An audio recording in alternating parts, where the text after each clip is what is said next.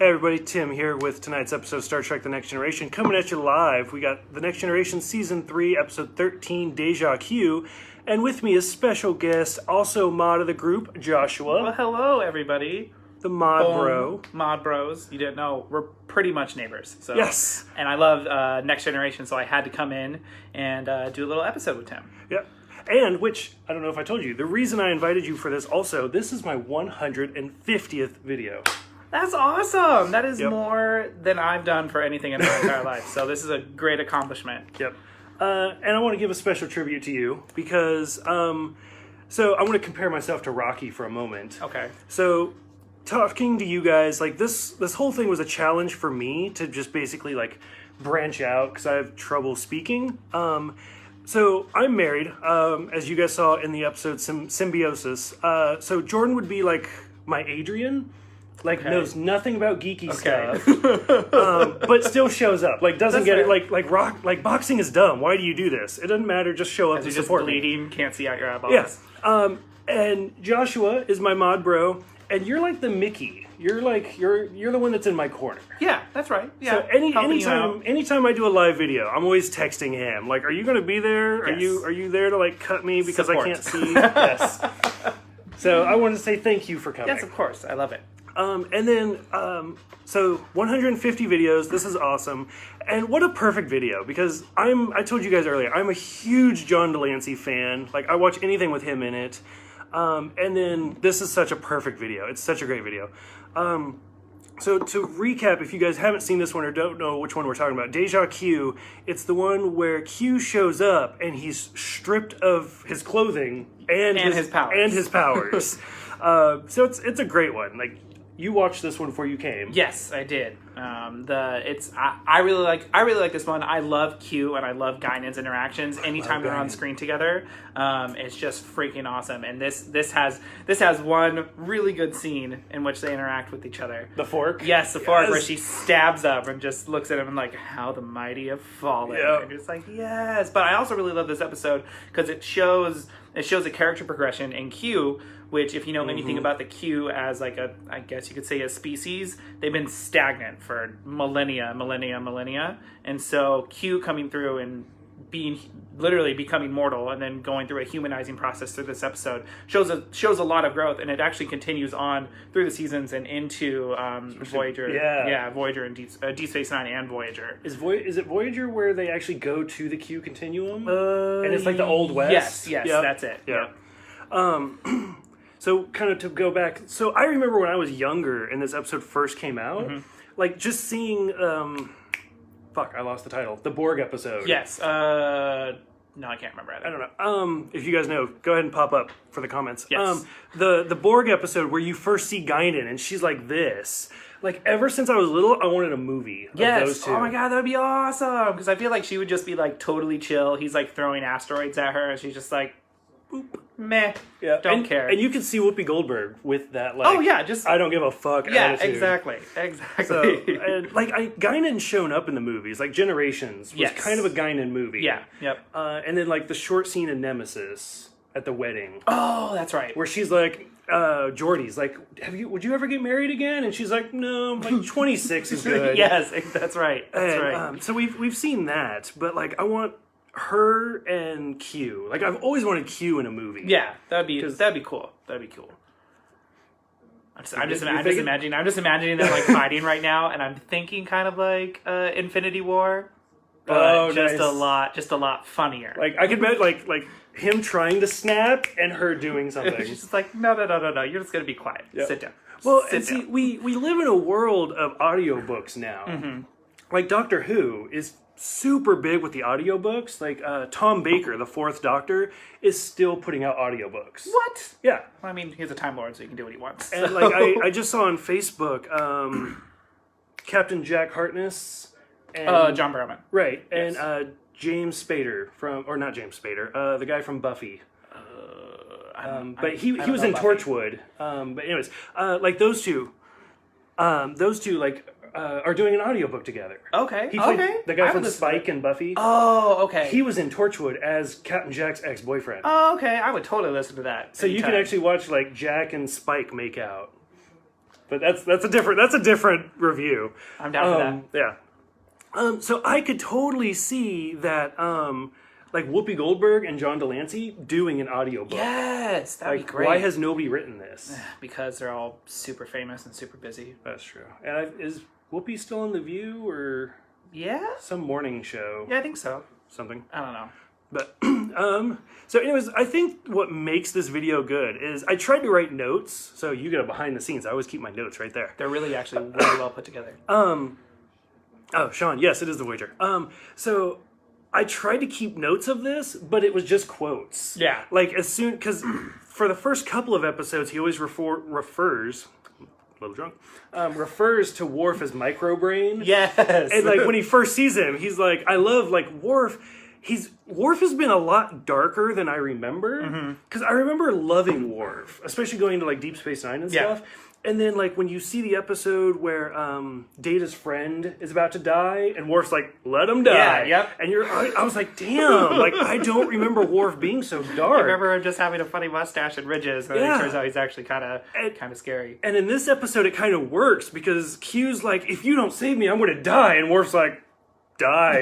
He was like, yay. And I was like, oh, okay, so it worked there. Yeah. And then, like, John Delancey just instantly was like, eat any good books lately? Yeah. Like, he's so good. Like, John Delancey, like, so anytime Q shows up, whether it's this, Deep Space Nine, or Voyager, he always steals the show. He does. But I felt like this was the epitome of that, like, every line he said. Because it's, I mean, the whole thing is just all about Q. Literally, that's the whole episode. It's just like, how obnoxious can Q be without and up to almost dying? And still somehow managed to keep friends. And in the same way, like, I almost want to know how much of this is John Delancey and how much of it's written. Because that same scene where Worf throws him in the brig and he's like, Romulan! it's an insult, it's a swear word. He's like, I should have been chosen Romulan. Yeah. And Worf's just like that's the best you can come up with. But I think they do. Sorry, I'm trying to read my notes at the same time. This episode does really well in the comedic role. Yes. But it also flips it really well. And does really well in the serious role. With any of the scenes with Q and Data, specifically, I wrote down the line, like, Data says, what you have achieved in disgrace is what I aspire to be. Mm-hmm. And, like, that was just like, oh. Yeah, that digs in a little bit, because Q is now experiencing all these things as someone who has never experienced them before, while Data is striving to experience everything he is, and Q is just like, I don't like any of this. This is dumb. Which is, I like, I'm hungry. BS. Did I write it down? Where he's like, I felt weak. And like, I lost the life force was oozing out of me. I lost consciousness. You fell asleep. And it's like, it's so great. I mean, like, I can't say that I'm not that dramatic when I get hungry and tired, but I'm kind of that dramatic. But it's so great. Oh, and the 10 chocolate sundaes. Yes. Oh my god. It's like, you don't want to do this. Yeah. Like, I've never experienced this before. I've never seen somebody eat 10 chocolate sundaes. I'm in a real bad mood. And then, like, as soon as they show up, I'm not hungry anymore. Yep. Like, fuck you. Like, if I was one of the, like, Guinan staff, or I don't know what they're... Like, can you apply to Starfleet and be a waiter? I never thought about this. I mean, you probably have to have some sort of technical background. Like, you probably have to do something, like maybe like replicator repair. Maybe. Because you always think like captain or engineer or lieutenant or something. But then there has to be just regular support staff. Like, who's a janitor? Yeah. Who's a janitor on the Enterprise? I just like blew my own mind. Because now there's the scene, I think it's in The Wrath of Khan, where there is a janitor.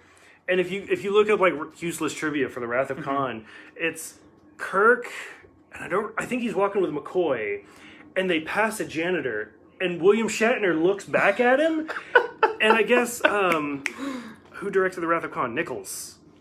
Kept telling him, stop doing that. But William Shatner just every time instinctively was like, what's the janitor doing? And so he was like, fuck it. And he just left it in the movie. Someone's got to be there to clean up after all the messes that they make. Like, how do you apply to Starfleet? Like, what would you like to be? Janitor. That's what I would Waiter. like. That'd be great. Which, how's their waiters even? Because it's just the replicator. I don't know. There's got to be, table server then? Like, I'm just a server? Maybe. I don't know. I just got way deeper in this than I ever meant to do. The one thing I liked about this episode, but I didn't like, was the calamarain. Yeah. The swirls of ionized gas. It's like, always weird when they bring in non-corporeal species. Like, I loved the fact that they had a species that Q messed with, but then that it was just like non-corporeal space cloud. I was like, I was reading into it. There's some. I'm gonna, like, push you over. Oh, sorry. There's a book about it. Q meets like an extra dimensional creature called Zero. Through the Gate of Eternity, that weird. Oh, the Guardian? Guardian of Eternity, Yes. that's it. And actually brings that creature through, and the Guardian of Eternity is like, no, don't do it. And he's like, what do you know? Nice. And then that's actually when they first interact with the Calamarians. I didn't realize they were in Zero goes to like crush one into a singularity, and Q's like, no, let's not do that. But he's still kind of like is into a little bit because he's a big giant jerk. Oh no! Yeah, I never knew that. There's a little bit. There's like a little blurb, like a trivia blurb. Did you see my video about the Klingons? Which one? So as a kid, like growing up with Star Trek, I always had my own little theory because like I could always accept Star Trek as just you get a bigger budget and you make an improvement. Oh, it's just like smooth skin, yes, smooth skin to ridges. And like Klingons, like in the original series, were smooth foreheads, and then once we got to the motion picture, they were wrinkly, and then when you got to Deep Space Nine, the Tribbles episode, and Worf's like, we don't talk about that. And then like Enterprise has their version where it's augmentation. Yes. And then Discovery, I don't know if you watch Discovery. I I don't like it, but that's a different thing. Discovery kind of has their own thing going on with that. But like for me, especially when Enterprise came out, or before Enterprise came out, because I'm old, I just imagine like Q was talking to a Klingon and he pissed him off, and Q was like, "You look like a human now." That's actually probably what happened because they can just do whatever they want. And then that would make sense with the Worf thing, because Worf would be like, "We don't talk about that." Well, why not? Well, we pissed off Q, and now we look like this. Yeah, and now we look like you guys. I don't know what that means. That's Quaid's in his room. Whatever. And so this is also the first instance that we see another Q. Yes, Q2. Yes. Do they actually call him Q2? In the script, he's labeled as Q2. Oh, is he? Yeah. Okay. Because anytime I hear Q2, I think of the episode of Voyager Q2. Oh, yeah, where they have Q Jr. Yeah, which is actually played by John Delancey's son. Yes, that's right. I saw that. I just read that today. Yeah. So this is actually the first episode we've seen another Q. Although Q is the only one who saw Q2. So I guess Picard and them still... Yeah, so I mean, really we've only seen them. So far they just know that Q exists. Because to go back to like Voyager, where we see like a lot of we go into the Q continuum and we see a whole bunch of them. It's the Q Civil War, blowing each other up. Oh yeah, that's right. Oh, was that a different episode? Maybe. Because I remember one episode in Voyager where it's like the Old West. Yes. And then I do remember the episode where it's like the Civil War. Maybe it stays the Old West. I'm trying to remember. This is why I'm rewatching the series. Because I know there's the Old West, but I also remember the Civil War. Because like they have to duck because like a bomb or a cannonball comes through and really they're actually blowing up a sun. Yes! Oh, if you guys are watching, like pop up because I really got to get back to Voyager. Yeah. Because I love Voyager. Voyager is one of my favorites. I grew up mostly with Voyager. Yeah, that's a series that I remember the most is Voyager, and then Next Generation, and then I kind of went through and like rewatched the original series after that. So did you skip over Deep Space Nine? I don't like Deep Space Nine. See, growing up as a kid, I hated Deep Space Nine. I mean, I could probably give it another try, but like, there's something about it. Like, my brain's just like, nah, you ain't gonna like it. So as a kid, I hated Deep Space Nine. I couldn't do it because I was like, they're on a space station. Like, it's dumb. But my dad really liked it. Okay. Which probably reinforced me hating it because I was that kid. So as an adult, I bought all of the Next Generation on DVD, and then I bought all of Voyager on DVD because I loved that. Yeah. And I was like, well, fuck, because we were just talking. I'm that guy where if I have one of a series, I have to have the whole series. Like, it doesn't matter how bad it is; it's part of the series. So I did buy Deep Space Nine, and I was like, okay, I'm going to give it a shot. And I started watching it. It's really good. Okay. Like, I've only binged it one time, so doing these videos, I'm going to get to that second one. But it's actually really, really decent. Okay. And so I think I consulted you on this. So what I'm going to do with these videos, I'm going to do all of the Next Generation, and then I'm going to do all of Deep Space Nine. but season 6 and 7 of Deep Space Nine lined up with 1 and 2 of Deep Space Nine. No, I'm sorry, 6 and 7 of The Next Generation lined up with 1 and 2 of Deep Space Nine. Okay. And there's actually crossover episodes. Okay. Oh, yeah. So, like the Klingon sisters? Yes. There's an episode of The Next Generation where they encounter them. And then there's an episode of Deep Space Nine where they show up and they're like, the last time these Klingon sisters were like encountered was 2 weeks ago with the Enterprise. Okay. And you're like, I just fucking watched that episode. Okay. Just kind of pull those episodes out and put them there. And then on top of that, as soon as The Next Generation gets canceled, there's the Generations movie. Yes. And then Worf goes into Deep Space Nine. Oh my god, that's right. Wow. I need to rewatch Deep Space Nine because I completely forgot that. Like, Michael Dorn consecutively played Worf for 10 seasons. That's a lot of Worf. That's a lot of riches. Supposedly, according to Michael Dorn, he his voice was actually a lot higher, and he like lowered it to play the role of Worf. Yeah. And doing it for 10 years, his voice has actually deepened. Which I don't know how true that is. But at the end of those 10 years, I'd be like, no, I'm keeping these riches. These are mine now. Thank you, makeup. Yep, I would too. Because, I mean, he did it through 7 seasons of The Next Generation. 6, 7... At least 3 seasons of Deep Space Nine. 4 movies. 5 movies. Because he was in the 6th one with Kirk. He plays their lawyer. Oh, yeah. He plays Worf's, like, great-grandfather. Is this Worf? No, Which, he's a lawyer. As a kid, like, I was not very smart as a kid. I'm not very smart as an adult. He is smart, don't worry. Like, I could never figure out, like, why is Worf in the original series movie? Like, we're into season 3. Like, that movie didn't come out until, like, season 6 of The Next Generation. Like, we're almost to the end of The Next Generation, and they're still pumping out the original series movies. So... Ugh. I mean, they should have stopped after Wrath of Khan, but that's just personal opinion. Oh. That's just... Okay, we're going to cancel this to start over again. That's fair.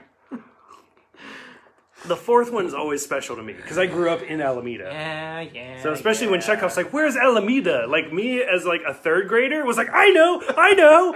Like, that's where I'm at. Okay, I can give it to you. I do love whales, so... There be whales here. The fact that whales saved the entire world... That's pretty great. Makes me happy. Like, that movie's nothing but MacGuffin. Like, if you guys are, Hitchcock. If you guys are Hitchcock fans, that movie's nothing but MacGuffin. Like, why are we doing this? Whales. Well, what do whales have to do with it? Whales. I like it. That's it. Perfect. That's it. Which I'm sure there has to be novels about the whales. Like, why? Maybe. I mean, I'll have to look it up. I'm going to have to look it up, too. I need to know all the things. I know. That's it's good and bad about Star Trek that there's such a deep knowledge. Yes. Like, what do whales have to do with this? You know what? There's 1,500 books. about it. Yeah. Some nerd has written. That's probably all of them. Yes. The same nerd. I've done fan fiction, too. So don't even worry. But, like, that's not me hating on people. I've done one. Yeah, see, and, like, Peter David is, like, the epitome of the fan fiction nerd. Yes. Because he's literally, like, that one guy who's like, I got an idea, and wrote it. Let me write it down. Now he writes, like, Star Trek, like, official canon stuff. He writes Marvel comics. He's, like, Peter David is, like, the epitome of the fan Aspire to fiction. be like Peter David. There you go. Got it. Okay. It works. Sorry, gotta go through my notes. This is the first mention of Riker's beard. Yes. Which, I don't know. I felt that important enough to put in my notes. And I actually had to rewind it. For those who don't know, rewind means go backwards. Because kids don't have rewind these days. That's weird. Yeah, right.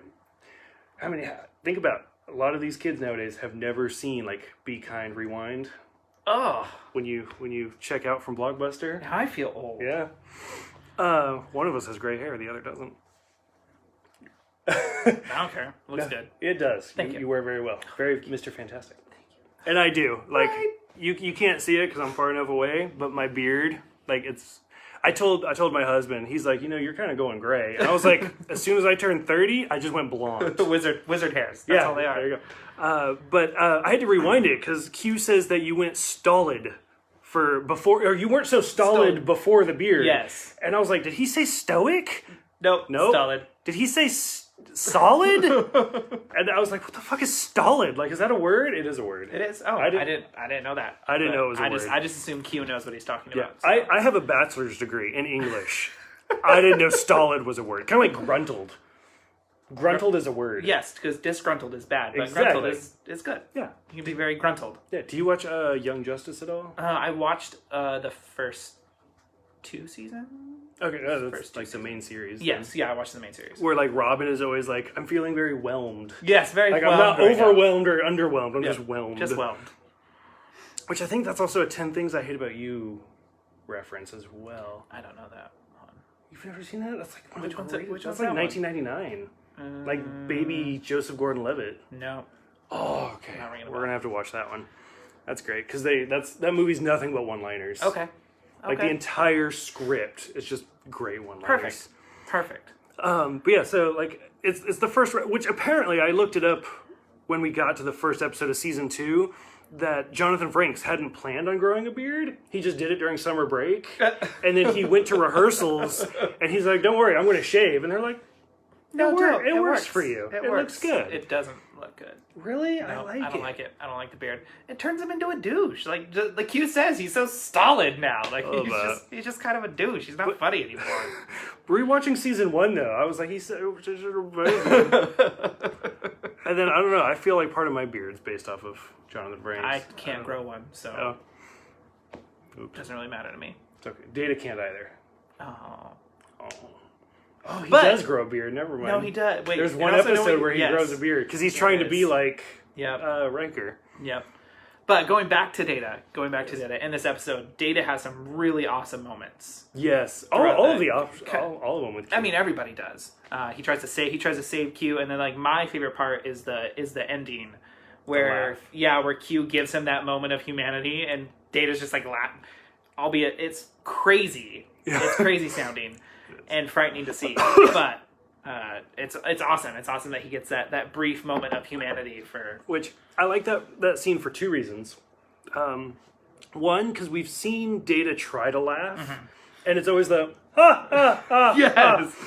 And 2, Brent Spiner is such an underrated actor. He is. Like if I tried to laugh, you could tell. You'd be like, that's bad. And like Data in that scene. Like you said, it's kind of a crazy laugh, but it made me crazy. smile. Like watching it, like you it was feel infectious. good. Yeah, you feel good. A little creeped out, but good. Yeah, and Brett, I don't know. I just feel like Brett Spiner does a really good job He does. in that scene. Yep. And I like does. Brett Spiner. He's a great actor. No, he's good. No, I like him a lot. He I don't know. No, I like him a lot. That's fair. Just gonna leave it at that. I always think of Independence Day. Oh God. You don't like Independence Day? No. You Okay, keep no. I getting love. off camera. No, sorry. Pull you I'm just over. gonna. No, I love the first one. I watched the second one. No, there's no second one. There's only a first one. Right? Are you guys watching? There's only one Independence Day, right? There's not a second one. There's They not a didn't second make one. one. Nope. And they sure as fuck better not make a third one. Well, I don't know. We'll see. But like in the first one and the only Independence Day, like he plays that crazy Yes, like he does. And I don't know, I just really did you ever watch Gargoyles? Yes. So for those who don't know, I was gonna save this for later. But Gargoyles, which I grew up in the 90s. Yes, It's a I great remember show, that. Love 1994. Supposedly Jordan Peele, is that his name? Yes. Wants to do a live action one.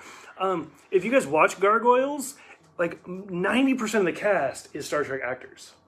Oh my God, you're right. Like Xanatos is Yep. Jonathan Frakes. They even just made him just look like Riker. Yeah. And Demora is Counselor Troy. Yes. Puck is Brent Spiner. Okay. There's the gargoyle that's like half robot, half normal. I can't remember his name off the top of my head. That's Michael Dorn. Okay.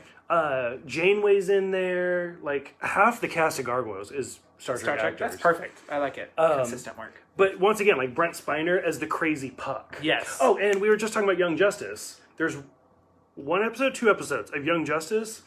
Brent Spiner plays the Joker. Oh my God, yes. I'll let that sink in. Yes. It's like the Injustice. I have to hear it. Like I have to hear the the voice in my head. He's just such a good actor. Yeah. And I love that belly laugh at the end. Yes. Yeah. Creepy, but very good. Yeah. That's actually all the notes I have. to kind of, and I liked how it was almost a foil of the last time we saw Q, where Riker was giving everybody what they wanted. Yeah. And like he aged Wesley into this hunking man, like 6'4" guy, which I want Will Wheaton now Wesley's trash. We're not going to talk about this. I should have worn my hoodie. Oh, just to like rub it in your face. I love Wesley. He's trash. Trash character. Is he in this episode? I don't remember him even being in this episode. I don't think he is. If it's not a Which Wesley, is probably why it's so good. I hope Will Wheaton never watches these videos. Which, if it's not a Wesley-centric episode, he doesn't need to be in it. He's a little forgettable. I'm drunk. We have to. I feel good. We have to disagree. Agree to disagree here. Yeah, I don't know. So Will Wheaton and I've met Will Wheaton several times in my life, and he and I have the same birthday. Okay. And the first time I met him was the first time I ever went to a Comic-Con, and I was like shaking. Aww. And I was like, "Oh my god, this is Will Wheaton!" And like I bought one of the books he wrote. Mm-hmm. He's written several books. Okay. And I was like, "Will you sign this happy birthday?" And he's like, "Is it your birthday?" And I was like, "No." And I was like just star-studded. Fangirling. Yeah, I was. He was my big crush when I was younger. Okay. And I was like, "No." And then he's like, "Okay." And I was like, "I'm sorry. I'm a little nervous. You and I have the same birthday." He like slammed my book on the table and he's like, "Do you know who else has our birthday? NASA, this person, that person." Like he just went down this list, and I was like, have that memorized. God. And I was like, okay, now it's weird, and there's 500 people glaring at me because we're all waiting in line right now. So I'm gonna take my book. And like the night before I met him, I had been doing some serious drinking. And I blew the blood vessels in my eyes. Oh no, so he just looks crazy. So I looked crazy to begin with. And he's like, "Dude, your contacts are awesome." Yes, they are. And I was like, "What?" And I was like, it was like Stewie and Family Guy. I was like, "What contacts?" And he's like, "You might want to see a doctor." And I was like, "Oh no, I'm good. I'm good. Just sign my book." Yeah. So never go to Seattle. Like it's lots of drinking went down. Bubblegum flavored vodka.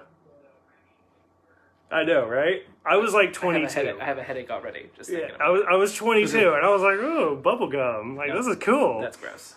Shut up! That was amazing. Ugh. No. At 22, it was pretty good. Okay, I can see at 22 how you're just like, yeah. It's kind of like now, like thinking of drinking barrettes. Oh yeah. Because I remember being younger than 21. And drinking, like, just, because that's all you could get. I have no idea what you're talking about. Right. It's just drinking mango barrettes. Oh. For like $4 for a fifth of vodka. And I was like, this is the greatest thing ever. And yeah, I got sick on that too many times. That's bad. And now bubblegum vodka is kind of the same way. I like sweet drinks. I'm a sweetie. That's fine.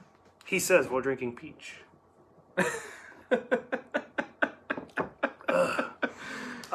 But yeah, that's all I have. Yeah. You got anything for this episode? Because I think you went more in depth in research. Because I basically just watch it and I'm typing the whole time. I do know the episode was nominated for either just a regular Emmy or a TV Emmy for editing with the mariachi scene at the end. Oh, where he's summoning all the mariachi people and like playing the trumpet, yeah, whatever, some song. Summoning scantily clad ladies and everything. Oh, and I like how he goes from Riker to Worf. Yeah. Because I think that's the Stowid scene, isn't it? Yes. And I like he goes to Worf, and Worf's like, cool. I can do this. Yeah, but though that one for editing, or didn't win, got nominated for editing of a scene, just because he was pulling up so much stuff and. Okay, I can see that. And all Which that. So when I do these diaries, I'm literally like on my couch, petting my dog, watching it, and I'm just like, that's kind of interesting. And I write a note. I'm like, oh, okay, that's kind of interesting. And I write a note. I don't actually look up any of the Emmys or award stuff. So I wonder how much shit I've actually missed. Probably a lot. I mean, we're 150 episodes in. We're 150 in. But we're 3 seasons into the... Did the original series win anything? I don't think the original series won anything. No, probably not. Maybe the movies. An overacting award? Yes. Got to do the Shatner. But I'm 3 seasons into the Next Generation. I wonder how much they've. Because what's the guy who makes the aliens? Scott Weismore? No. The guy who does the alien effects has won like all sorts of awards. I don't know. I just don't remember if I'm he's terrible with like actors and names, like producers' names and everything. Like, do you watch Sherlock? Oh God! Like my mind palace, I can fit some of the stuff in there, but not all of it. And years of alcohol abuse have like destroyed. I had like a huge mind palace where I could do like the Pokemon rap by heart. Oh, that's terrible. And now I'm like every Pokemon's a Pikachu because years of alcohol abuse has brought it down to like an outhouse. Yeah, where I'm just like, I'm going to learn something new today. Have to forget something and else. Tomorrow it's going to be gone. I remembered your name, but now I forgot math. Yeah. Algebra's what? I used to do like Pythagorean theorem, and now I like can't even say the word.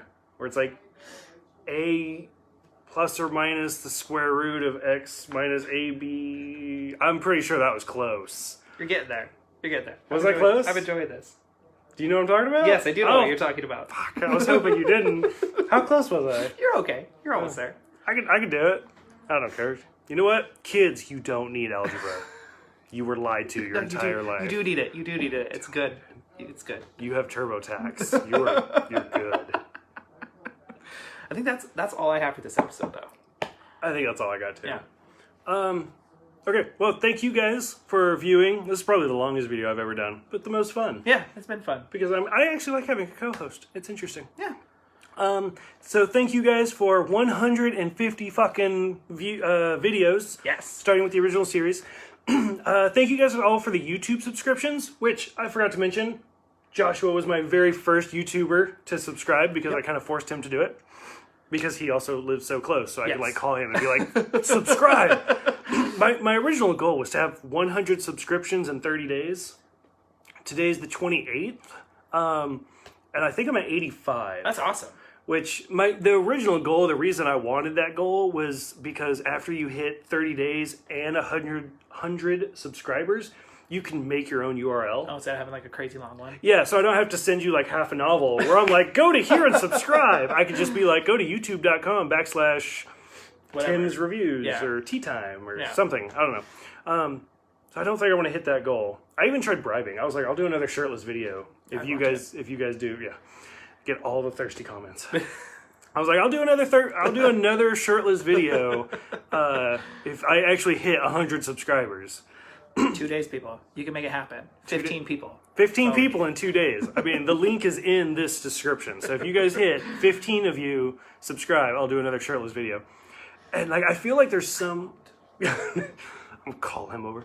I feel like there's some sick person that's doing Discovery right now and be like, so he does shirtless videos on the naked episodes? Like, okay, season 3, episode 1 of Discovery. Everybody's naked. Naked past or something. I don't know.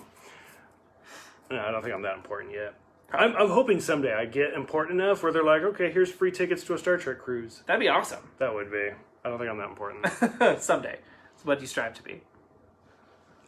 I don't want to butcher that name. Gustavo? Yes, Gustavo.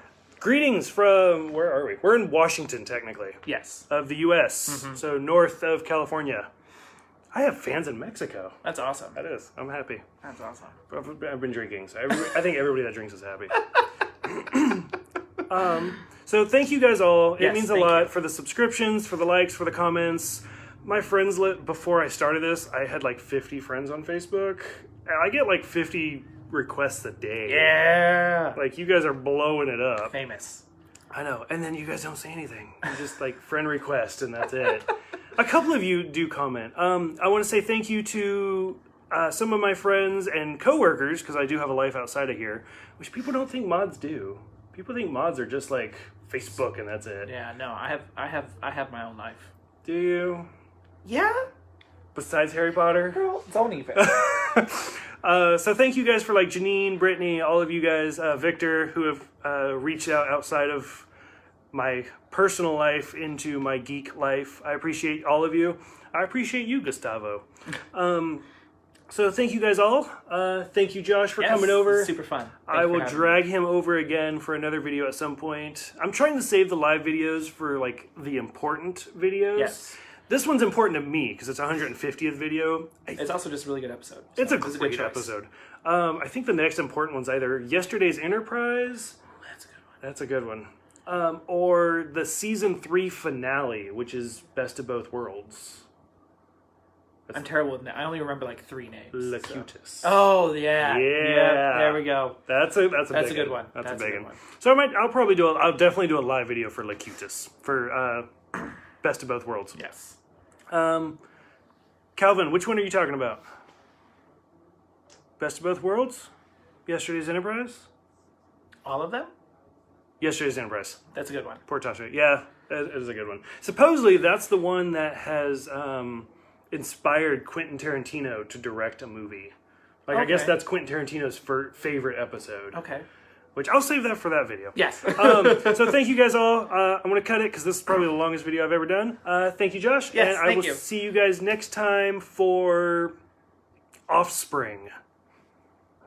I don't know. There it is. Boop.